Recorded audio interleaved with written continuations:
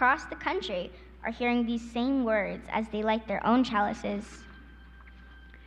When Unitarian Universalists light our chalice, we are doing much more than moving a bit of flame from a little stick to our candle or lamp. When Unitarian Universalists light our chalices, we are showing what happens when we harness the power of fire. Fire is one of our world's most sacred elements, perhaps because it always causes change. Fire warms and feeds. Fire destroys and eliminates. With a bit of attention and care, fire works with us to reveal, to show, to illuminate. Fire helps us to see and to survive.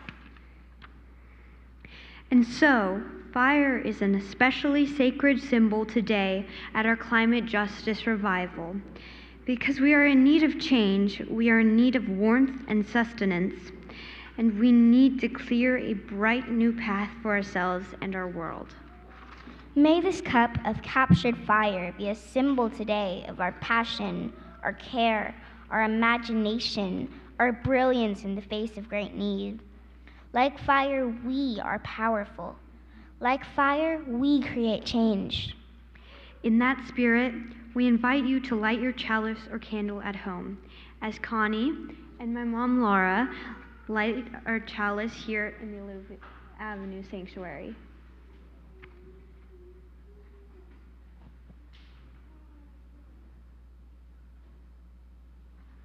Our song of praise is Enter, Rejoice, and Come In. There is a loud and fun clap in each verse of the song, so get ready and listen, and let's clap together, and harnessing the energy of our hands to wake us up to change. Please rise in body or spirit. Enter, rejoice, and come in.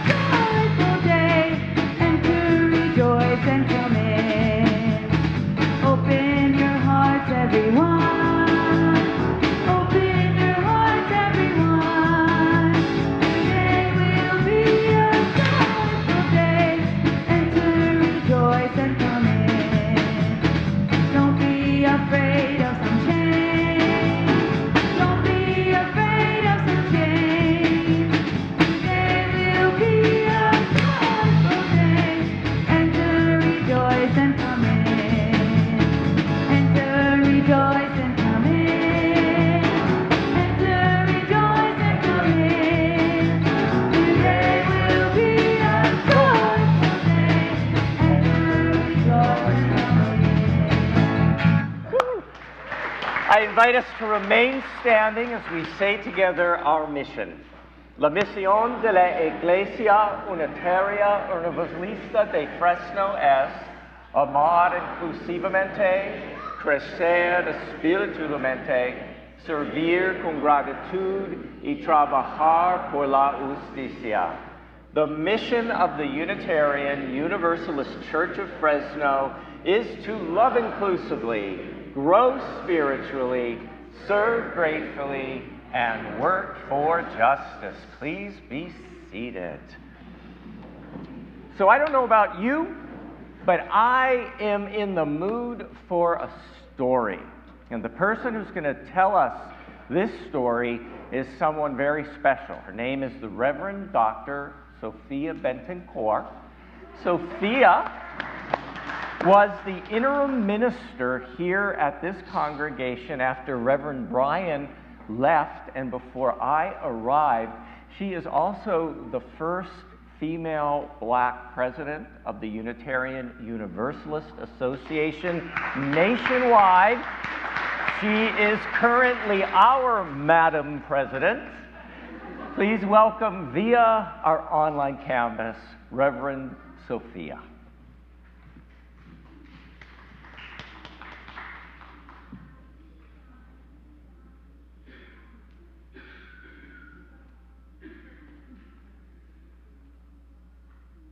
As we continue the celebration of our revival together, I am so excited to bring you a story by one of my favorite children's authors, Kobe Yamada. The images are by May Isam. This story is called, What Do You Do with a Problem? I don't know how it happened, but one day I had a problem. I didn't want it. I didn't ask for it. I really didn't like having a problem, but it was here. It was here. Why is it here? What does it want? What do you do with a problem? I thought. I wanted it to go away. I shooed it, I scowled at it, I tried ignoring it, but nothing worked. I started to worry about my problem. What if it swallowed me up? What if my problem sneaks up and gets me?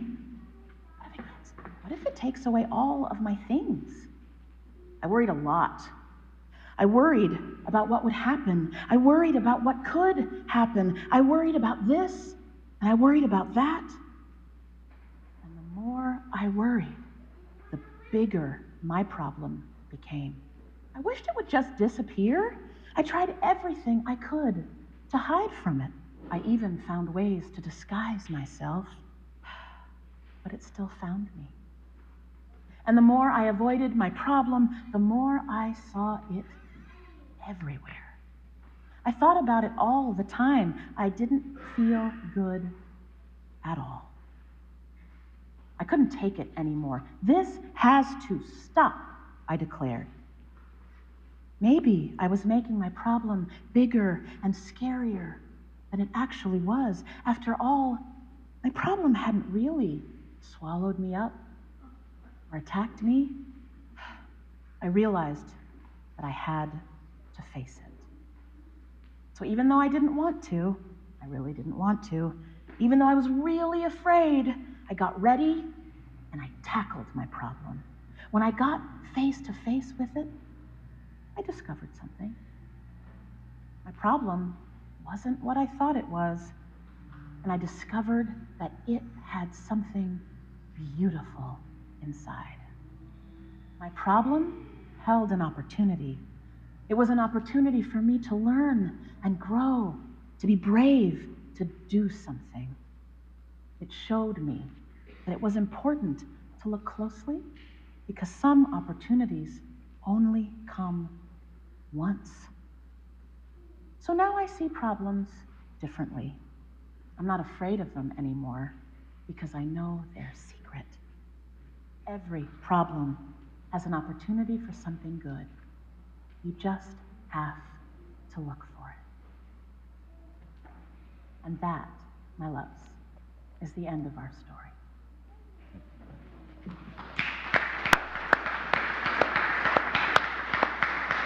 Let's sing our kids off with our song of blessing to their spirit exploration. So kids, we're going to invite you to head out the front doors of the church where your crew is waiting to escort you. We hold you in our eyes, we go, we go. In our hearts, we go.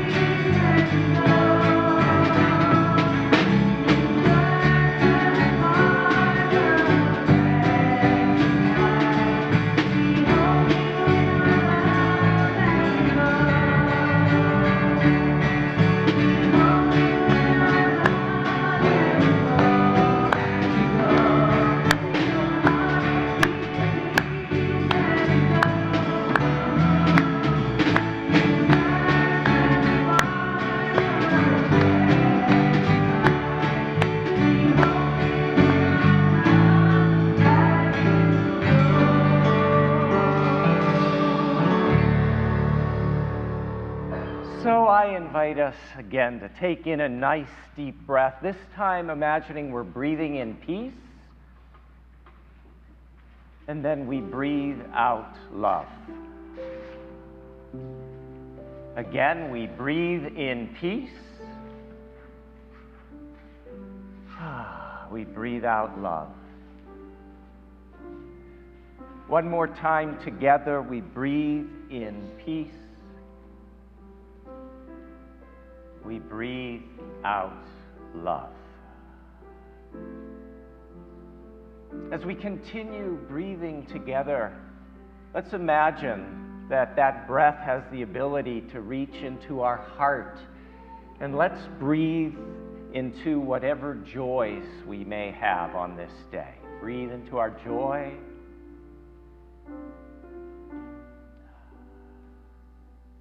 Another breath, and we breathe into our concerns, the things that are troubling us on this day.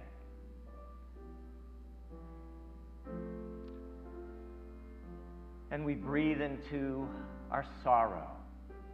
Let that breath touch our sorrows.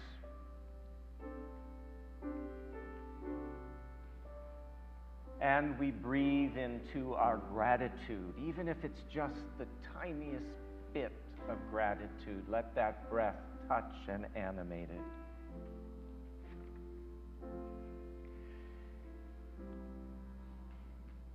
As we continue breathing, we remember our beloveds, those who are struggling with health, including Saul E., Sue H., Andrew L., who is with us today, and we send you so many thoughts and prayers for you and your health challenges, Andrew. We think of KP, Armin B., Bev F., Glenda R., and Pat M. We also have a real joy this morning. On our virtual campus, Saul Eskin is gathered with some of his family. Thursday was Saul's 95th birthday. Happy birthday, Saul. And Saul, we love you, and here on Alluvial Ave and in our virtual campus, we're going to sing you happy birthday. Happy birthday to you. Happy birthday to you. Happy birthday, dear Saul. Happy birthday to you.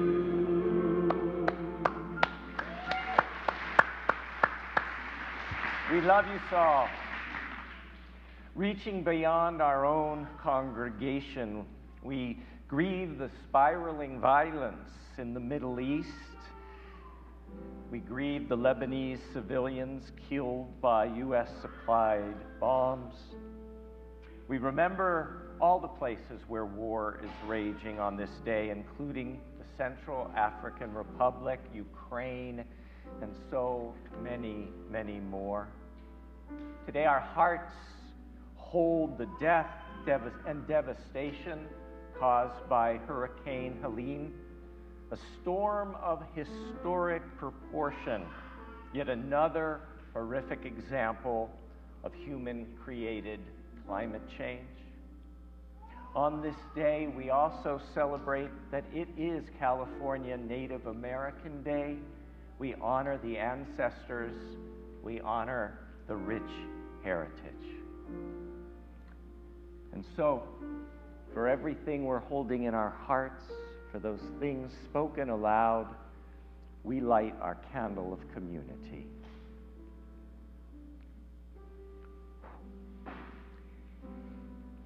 It is a blessed tradition that on the first anniversary of the passage of a member of our congregation into the mysteries of death, we pause, we remember them, and we light a candle in honor of their lives. A year ago, it was a hard week, and today we have 3 candles of remembrance. We begin by remembering David Gleim, David was a child of the Central Valley whose life work was in the family-owned Glime Crown Pump Company serving the agricultural community of Fresno. David's hobbies were duck hunting and woodworking, and he was proud to be a United States Navy veteran who was part of the Bay of Pigs invasion. David described himself as a go-with-the-flow person. David and Jackie were blessed to find unexpected love after the death of their respective spouses. David and Jackie found true joy and peace in their being together. This morning I invite Jackie to light a candle in celebration and in tribute to David's long and full life.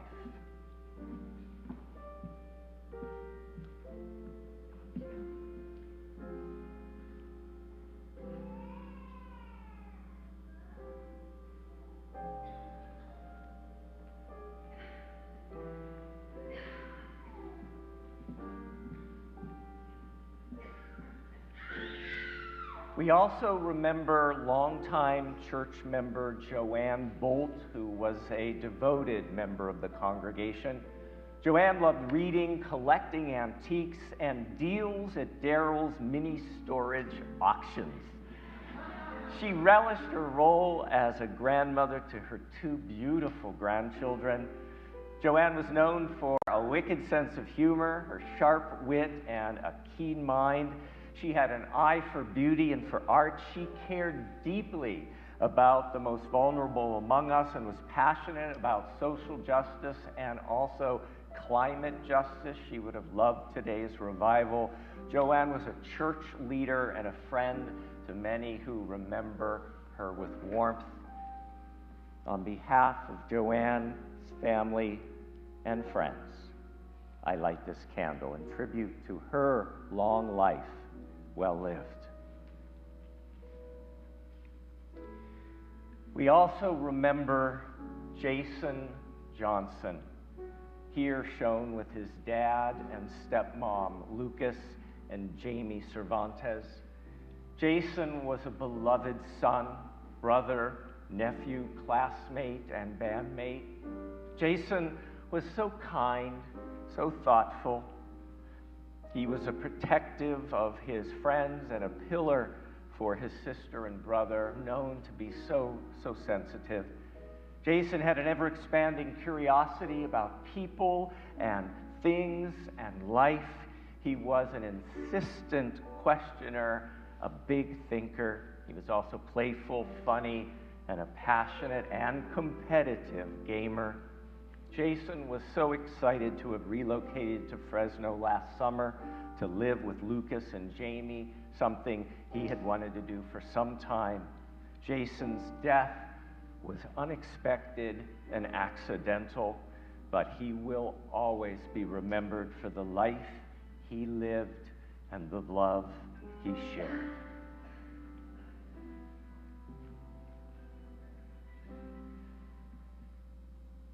I light this candle for Jason's life.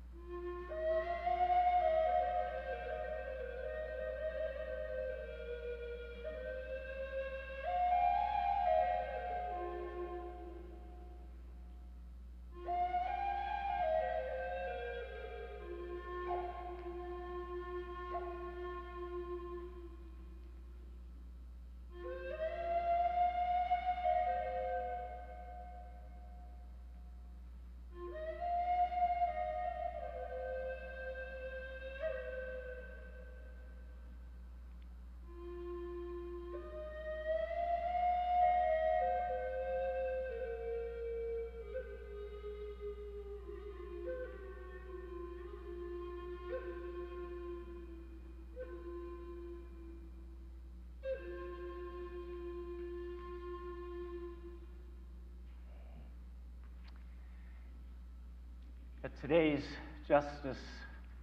climate justice revival, we wanted to reach beyond our walls so that we could truly have some impact here in the Central Valley. So today's special offering will benefit the U.S. Green Building Council of Central California. Here is church member as well as the executive director of that fine institution, Laura Gromas, to tell us just a little bit.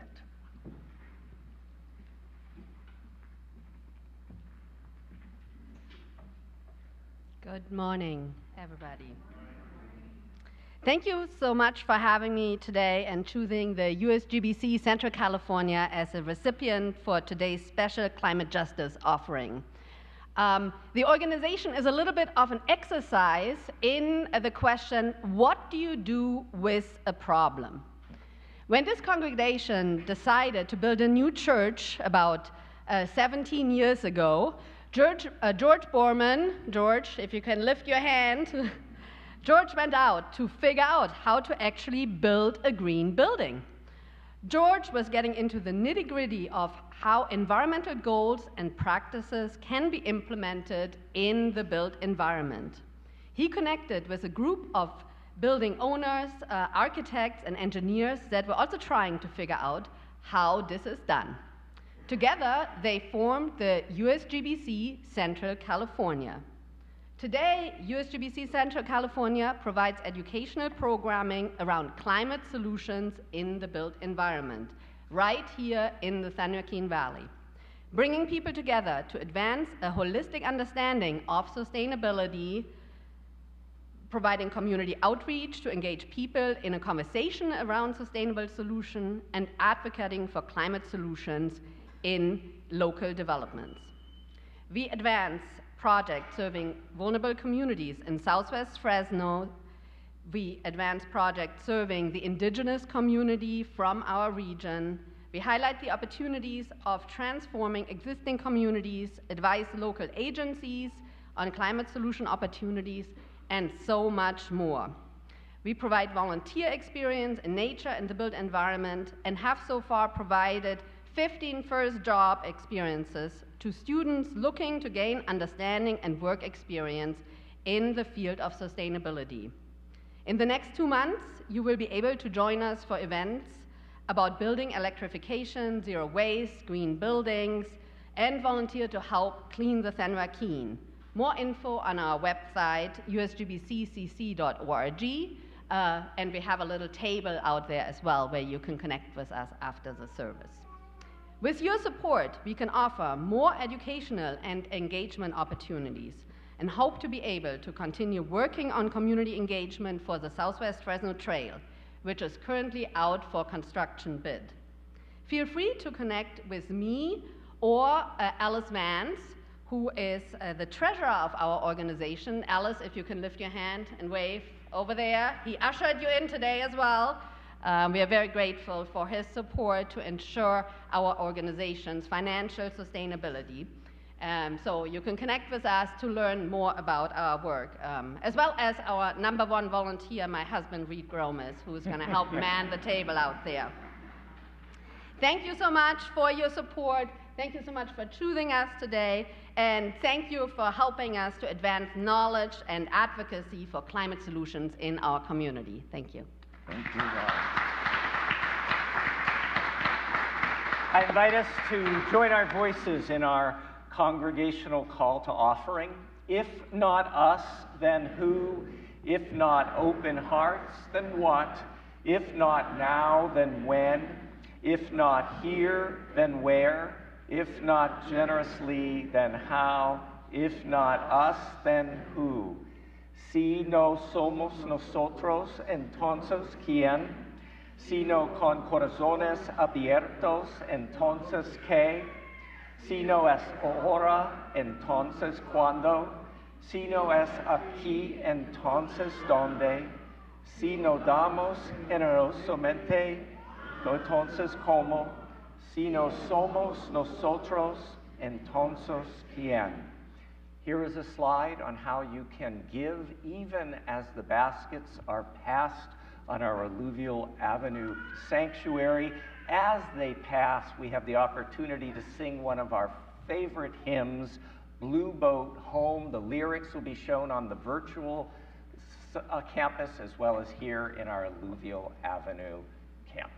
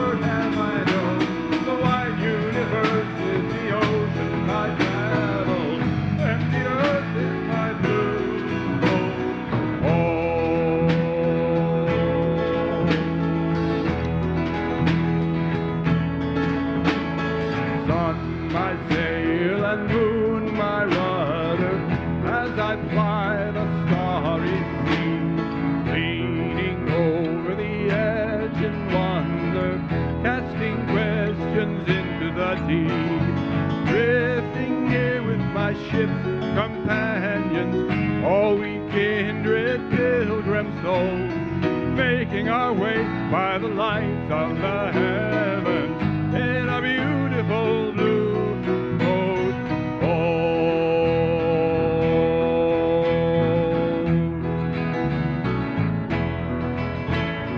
I give thanks to the waves upholding me, hail the great winds urging me on, read the infinite sea before me, sing the sky my sailor's song. I was born upon the fathoms, never harbor or port have I known. The wide universe is the ocean I travel, and the earth is my blue boat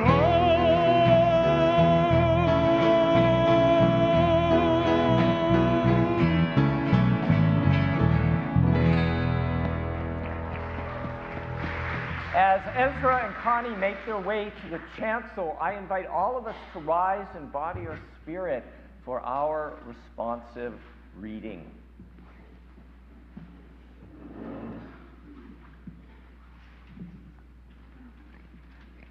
Good morning. I'm Ezra and my pronouns are they, them. I'm Connie and my pronouns are she, her. We invite you to join us in a responsive reading for the people and the planet. Fear stifles imagination and limits our capacity for relationships that embrace our beautiful and abundant humanity. Fear creates cynical cycles of supremacy and extractive relationships with each other and our planet. Reimagining together is how we overcome fear. Reimagining together is how we build new relationships and a new era, putting love at the center. Today especially, we put love at the center of our work for climate justice. Please join us in this reading for the people and planet. Our congregational response is, let us reimagine a new era together. As I gesture with my hand, can we say that together? Let us reimagine a new era together. Beginning right here in our congregation, we ask for strength for ourselves so we can open our hearts to be companions, caring for a hurting world and committing to create a world of flourishing. Let us reimagine a new era together. With reverence for the great web of life and with humility, we acknowledge our place in it. We commit to protect Earth and all beings from exploitation. We are interconnected with land, ecosystems, all species, the entire natural world. Let us reimagine a new era together. We need justice for local frontline communities who are impacted first, worst, and longest by climate change and who face systemic oppression. Let us reimagine a new era together. In our reimagining, we gain the capacity to recommit to communities of mutual support, which are the building blocks of an ecosystem of mutual survival. Let us reimagine a new era together. We look towards each other, people of faith, good conscience, and spirit, leaning on one another and trusting in the hope we can create together. Let us reimagine a new era together. We make right the wrongs of the past, not by ignoring them, but by doing the difficult work of dismantling the oppressive systems and behaviors that feed our illusion of separation. May we live in a way that honors our interdependence. May we act in accordance with our interconnection with all people and the planet. Let us reimagine a new era together. As we begin in local, committed communities of support, we find the strength and courage to widen our circles of concern, resisting hierarchies of value and ideologies of scarcity. Let us reimagine a new era together. With humility and commitment, we acknowledge our own part in so much harm to our earth and all creatures who share this earth home with us. We acknowledge the harm caused by saltwater encroachment, dying permafrost, the poison refuse of illegal mining, and so much more. Let us reimagine a new era together. May we set down fear. May our courage to face the intersecting systems of harm lead to the strength to create intersecting practices of love and healing so that all may flourish. Let us reimagine a new era together. Reimagining together, we build new relationships. We put love at the center of climate justice work, and we commit. Let us reimagine a new era together. May it be so. Blessed be. Amen. Please be seated.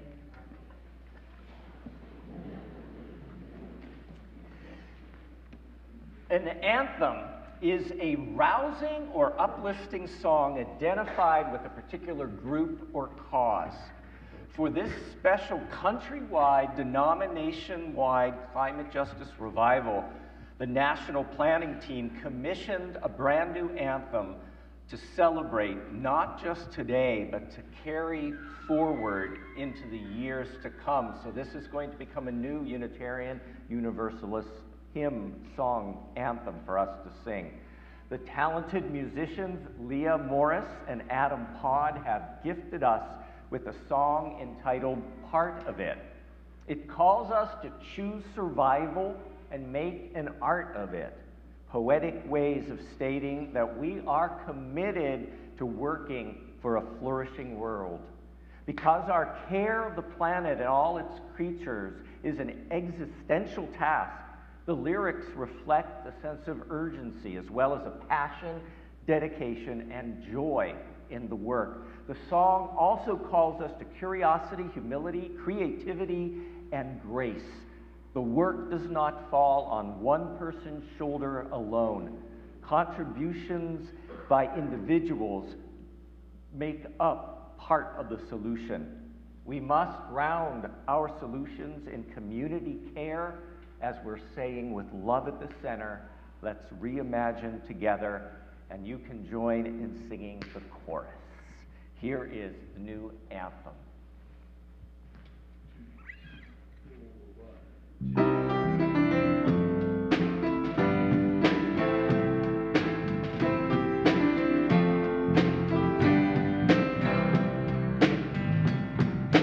There's an eternal sacred circle we are part of it. There's an eternal sacred circle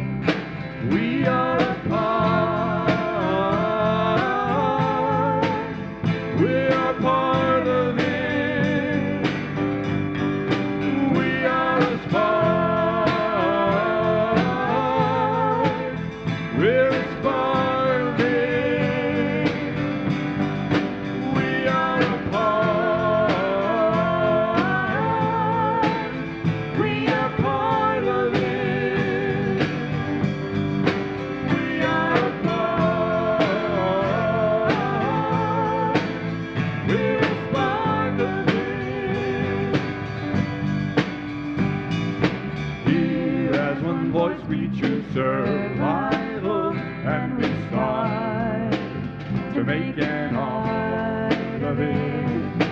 Now is our moment for revival. We're at the heart of it, and we are only part of it. We are only part of it. We are a part. We are a part of it. We are a spark. We're a spark of it. We are a part. We are part of it. We are a spark. We're a spark of it. We are only part of it. We are only part of it.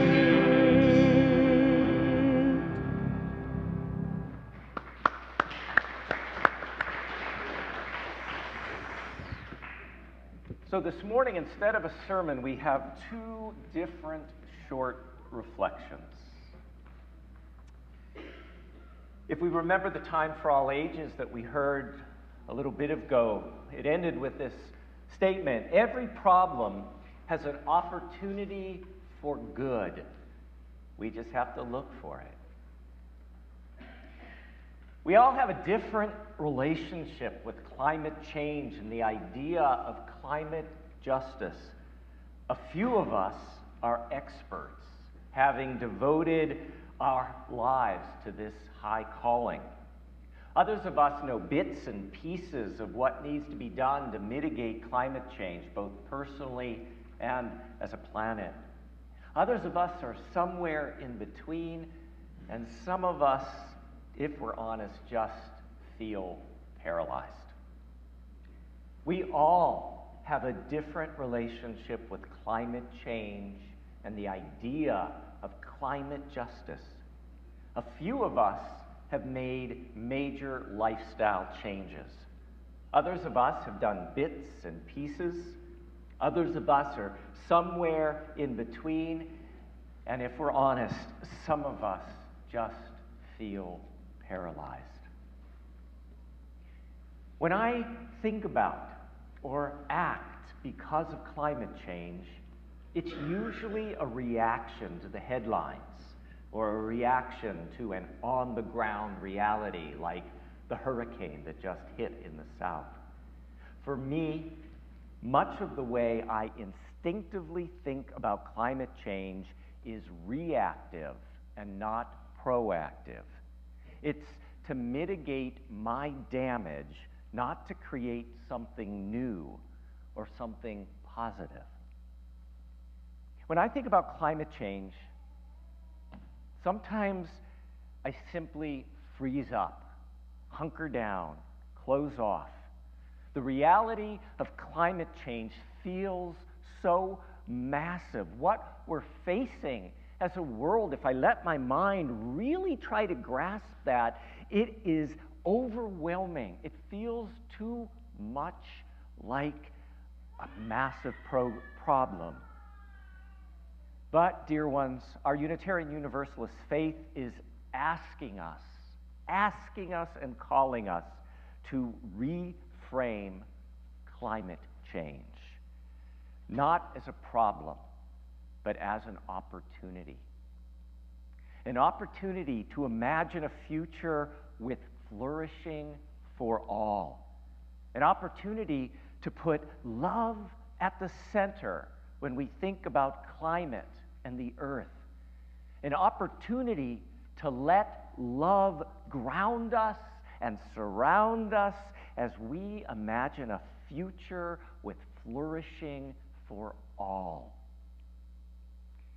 These following words of reflection were written by Rachel Maislevy. The love that lives at the center of our Unitarian Universalist faith is a love that expects nothing less of us than the rebuilding of this struggling world. Could we say that together? A love that expects nothing less of us than the rebuilding of this struggling world. We together hold a love greater than we know between us and among us, born from all that we call holy. It takes many of us in community to insist that a better future is possible. So says the Reverend Dr. Sophia Bentoncourt. As we hold love at the center of our faith, we must also ask ourselves, how do we center love in our Unitarian Universalist climate movement, in our Unitarian Universalist action for the planet? Love at the center starts when we faithfully ground our climate commitments in justice and in the reality that climate change has the same roots as the extractive systems of harm and systemic oppression as all of the other injustices we fight so hard against. With the same roots and intersecting harms, climate justice is racial justice, is gender justice, is reproductive justice, disability justice, mental health justice, immigration justice, LGBTQIA+ justice, earth justice, and more.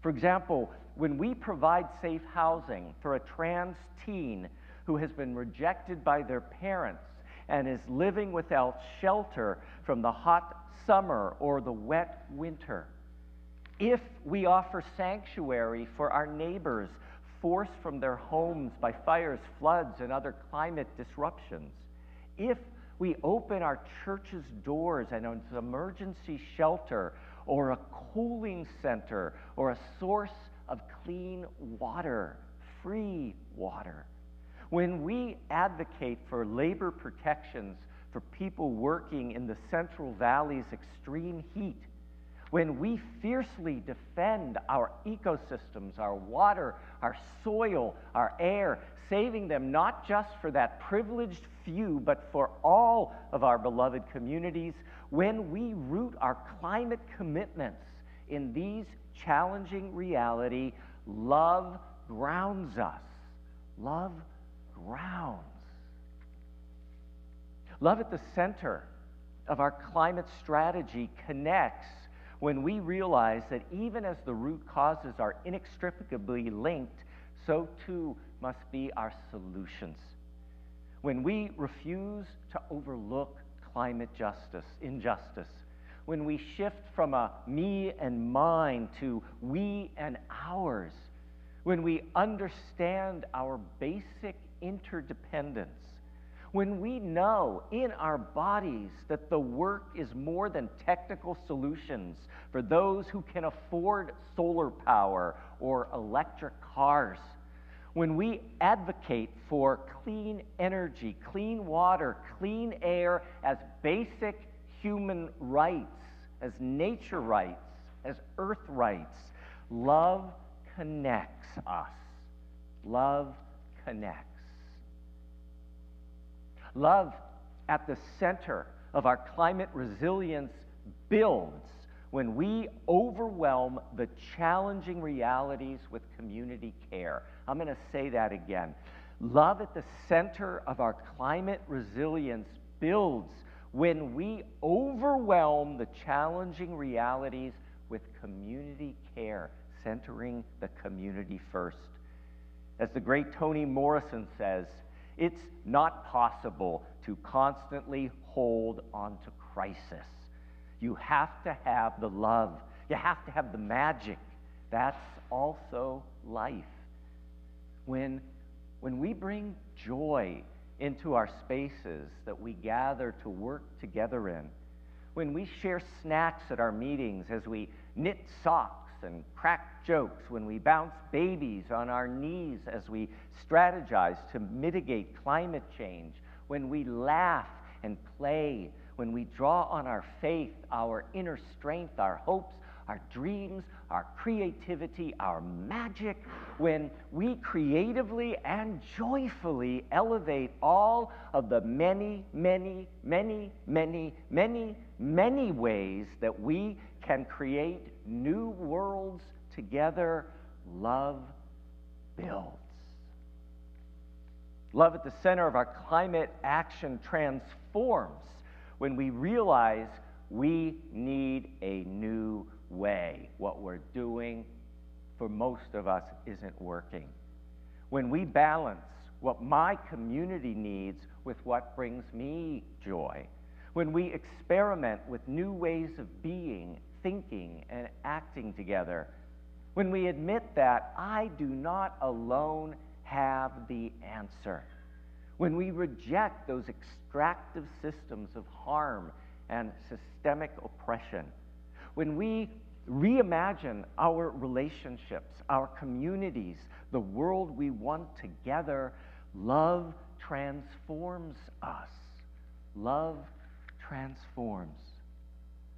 Love, true love at the center of our climate work nourishes when we overwhelm those challenging realities with collective care.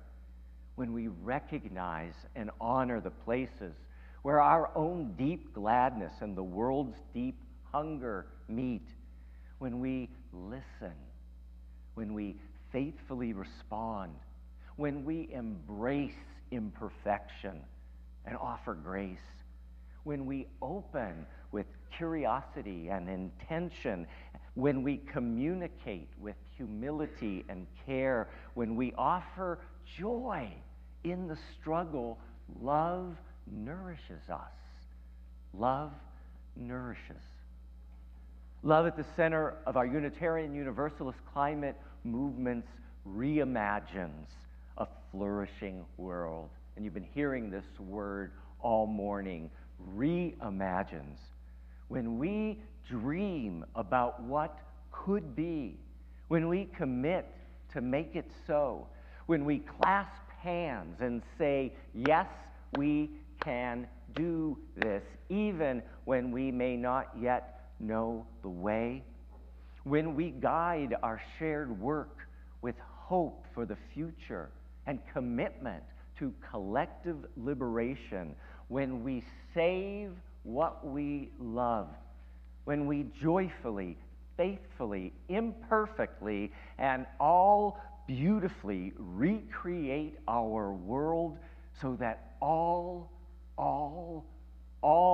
communities thrive, love reimagines. When love is at the center of our climate decisions and actions, something different happens. We move the fear away. We invite love in, and love grounds, love connects, love builds, love transforms, love nourishes, love reimagines. Let's reimagine together a world where all communities thrive. Que así sea, bendito sea.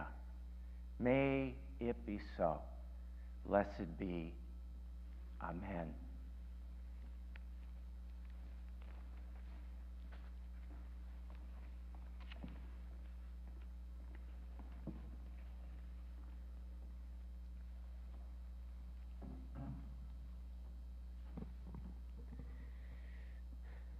Dear ones, will you dream with me today?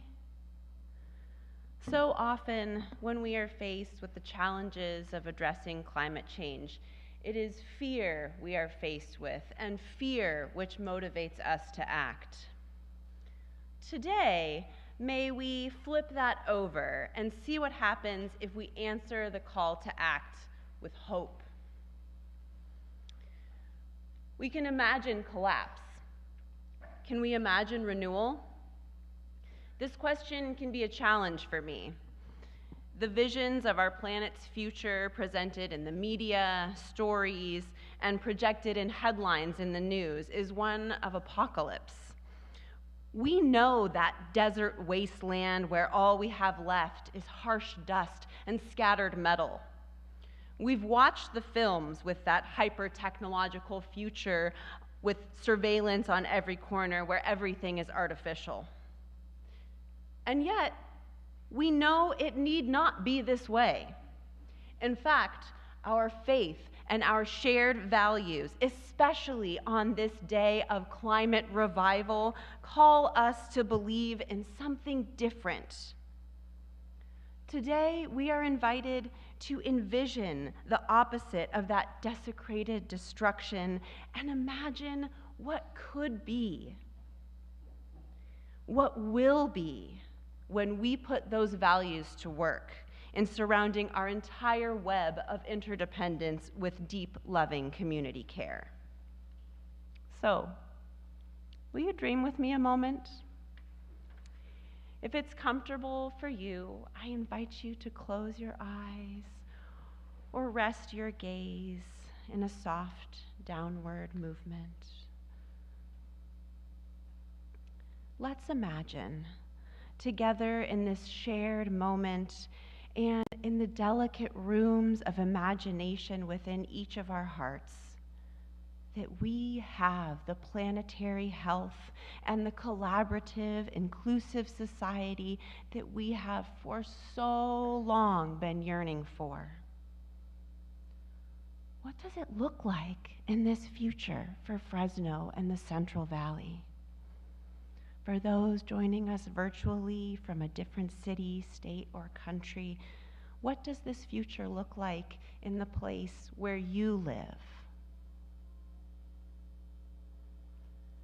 How have things changed, especially in the neighborhoods and communities that have historically been underserved and left vulnerable to extreme heat and tainted water, often without the resources for health and comfort that are too often withheld by those in power? What do those neighborhoods look like now? Can you feel the shade of those trees we've planted and smell the freshness of the cleaner air? Do you hear the laughter of children playing outside, watched over by a community that is always looking out for them? Can you taste the bursting juice of an apple you picked off of a community garden tree as you pass down the safety of alternative paths for walking, biking, or rolling to school and work? And deeper still, can you feel what it's like to live in a time when we have developed practices of restorative practices to address harm that no longer depend on the oppression of prison systems? What is it like to know that all children are fed and clothed and will have options for ongoing education and growth that honor their gifts, and none of that will cause them to be financially indebted for any part of their adult life? How can you breathe knowing that our elders are uplifted once more as our story keepers and will have support systems to offer them housing, care, and comfort as they age? What else is present in this vision you are discovering of a more sustainable, connected future?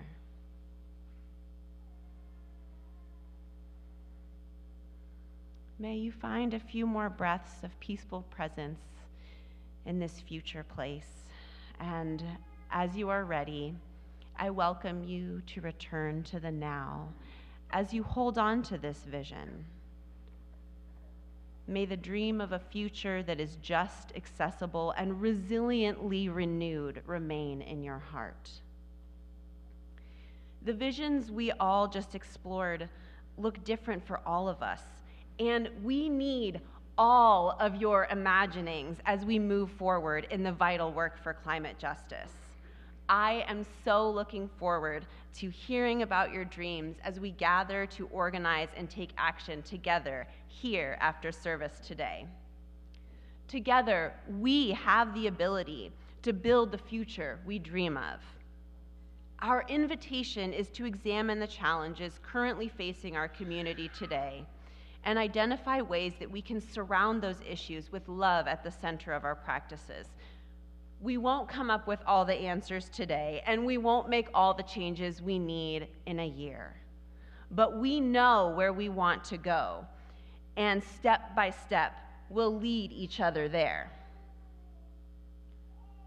Will you take a first step with us today?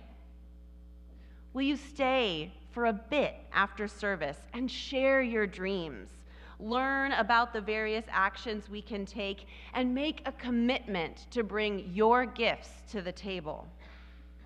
For those on the virtual campus and watching later, will you follow the link in the chat or email me to find an action plan that works for you? With our collective energy, the bits and pieces of all our abilities, strengths, and creative approaches coming together, we can mobilize for climate justice in powerful ways. We have heard about how our intersecting interests and passions all impact the issue of climate justice, and in turn, how working for climate justice will impact all of these issues we care so deeply about. So today, as we answer the call to reaffirm our pledge to the planet, can we do so with a renewed hope in our hearts and at the forefront of our goals? Can we pursue this shared dream of a better future and lean on one another when we need a reminder that it is possible? Can we reject the dismissal that our visions are too fanciful or mere pipe dreams and instead manifest a tangible faith that says, yes, we can, sí se puede. All is possible when we believe in each other and return to love again and again to find new ways forward. Now is the time to make this vision of a sustainable future the beacon of hope that blazes our way forward. Now is the time to take that first action. Whatever the path looks like for you today, I'm excited to witness as we carve it together, naming the goals and reshaping our practices to build it. Are you ready to renew and recommit today? Woo. Thank you, dear ones.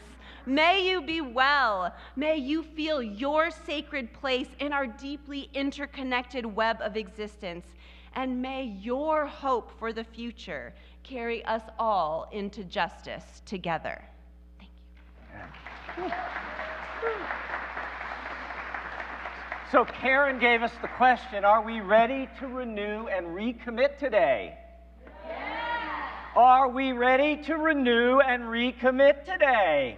Yeah. One more time, are we ready to renew and recommit today? Yeah. So I invite us to rise, embody your spirit. I invite us to hold our precious hands where we can see them. Now, old-time religious revivals would always end with an altar call. Don't get nervous, we're not going to be doing that. But we do invite each one of us to join in a blessing of our hands as well as our hearts and our minds. As you are comfortable, please repeat after me. We are called to act for climate justice. We are called to act for climate justice. Our minds must imagine a future with flourishing for all. Our minds must imagine a future with flourishing for all. We are called to act for climate justice. We are called to act for climate justice. Our hearts must open to a future with flourishing for all.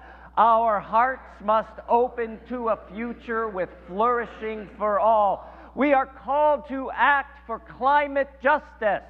We are called to act for climate justice. Our hands must build a future with flourishing for all. Our hands must build a future with flourishing for all.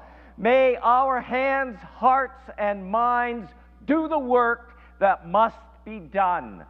May our hands, heart, and minds do the work that must be done. May it be so. Blessed be. Amen.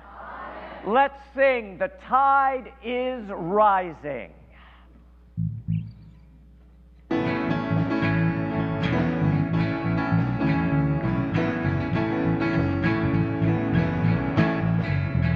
The tide is rising, and so are we. The tide is rising, and so are we. The tide is rising, and so are we. This is where we are called to be.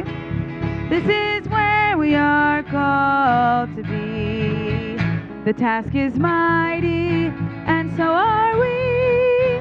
The task is mighty, and so are we. The task is mighty, and so are we. This is where we are called to be. This is where we are called to be. The storm is raging, and so are we. The storm is raging, and so are we. The storm is raging, and so are we. This is where we are called to be. This is where we are called to be. The world is ready, and so are we.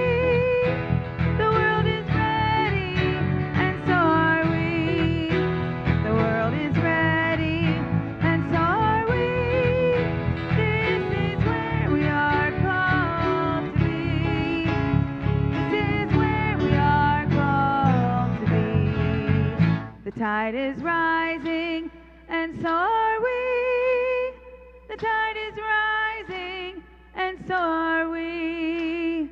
The tide is rising, and so are we. This is where we are called to be. This is where we are called to be. The tide is rising, and so are we. The tide is rising, and so are we. The tide is rising, and so are we. This is where we are called to be. This is where we are called to be. This is where we are called to be. I invite us to remain standing as Karen issues her invitation. It's time to take some action! As I shared earlier, we won't figure it all out today, but we do have some tangible, small action invitations that you can take this very afternoon, and will offer you many branches on the path forward that we welcome you to explore. We'll create a visual representation of our congregation's unique vision for the future. We'll hear from Laura and Connie about opportunities to get involved here at UU Fresno and with local projects and organizations in the Central Valley. Steve will give us some language to bring climate justice into our election advocacy, and together we'll share our individual and collective commitments to working for climate justice.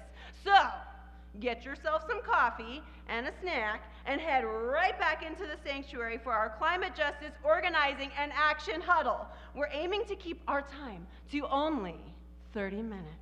So you can make some magic and then get on to your afternoon adventures. I'll see you right back here. This morning, we will not extinguish our chalice, but allow its flame to burn on through our time of action, only 30 minutes. May it burn as a beacon to guide us into a future with flourishing for all. We have no reminders today, but we do want to let folks who are new or newish know that Cecily is our coordinator of community life, and she's the person to connect you, help you feel like you belong. There's also outside a table with a sign that says visitors, and there will be a member of our Board of Trustees there to also answer questions if you are new or newish. I invite us, if we came in a pod, to join hands. If not, to just place our hands over the beautiful beating heart. Our words of benediction to be followed by our sung benediction. These come from Reverend Peggy Clark.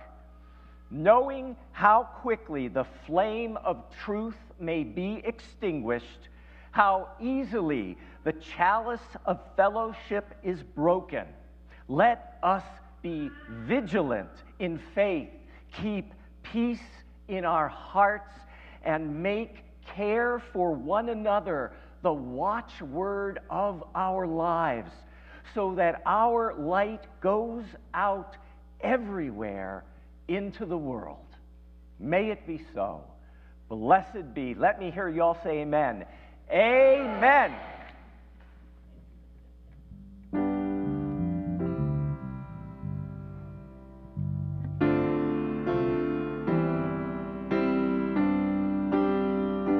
Now let's sing together.